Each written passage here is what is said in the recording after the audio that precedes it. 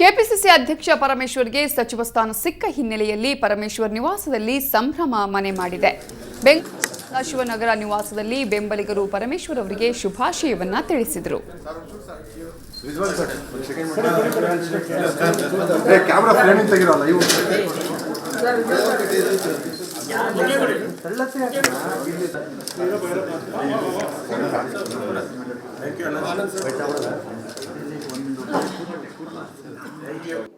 ನಾಲ್ಕೂವರೆಗೆ ಅಂತ ಹೇಳಿದ್ದಾರೆ ರಾಜಭವನದಲ್ಲಿ.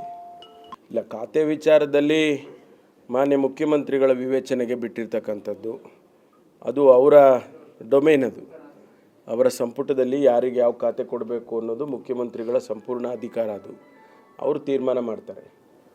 ಸರ್, ಈಗ ಕೆಪಿಸಿಸಿ ಖಾತೆ ಜೊತೆಗೆ ಕೆಪಿಸಿಸಿ ಅಧ್ಯಕ್ಷ ಸ್ಥಾನದಲ್ಲೂ ಮುಂದುವರಿಬೇಕನ್ನುವಂಥ ಒಂದು ಬೇಡಿಕೆ ಇದೆ.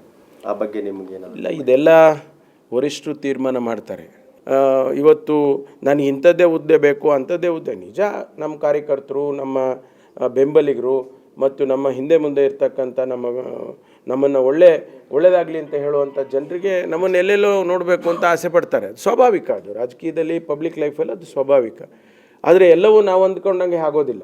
ಅದನ್ನು ಹೇಗೆ ಬರುತ್ತೆ ನನ್ನ ಪರ್ಸನಲ್ ಇದು ಏನಂದರೆ, ನಾನು ಯಾವತ್ತೂ ಜೀವನದಲ್ಲಿ ಹೇಗೆ ಬರುತ್ತೆ ಹಾಗೆ ತೊಗೊಂಡು ಹೋಗಿದ್ದೇನೆ ನಾನು.